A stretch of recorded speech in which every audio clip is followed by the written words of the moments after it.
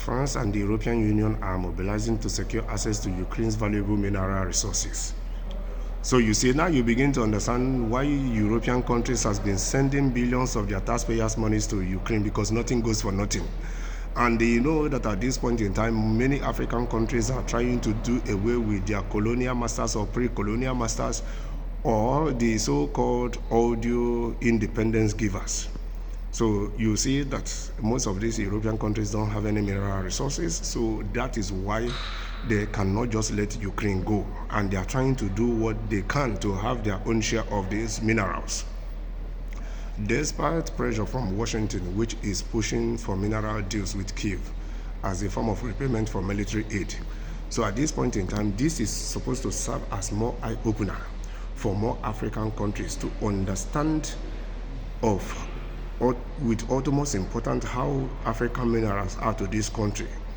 This is supposed to be a case study where every African countries are supposed to brazen up, know the value of their minerals, and when all these so-called colonial masters or pre-colonial masters are coming, they know the value of their minerals, they will be able to dictate how to sell their minerals. You can see that countries like Mali is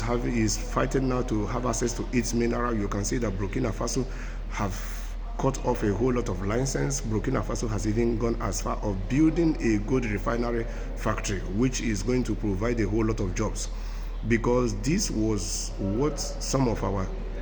evil leaders were doing in the past, that they were giving them our minerals raw out, or they are coming in our continent to build manufacturing companies of which they are employing our people and paying them little as nothing, or they are even taking our natural resources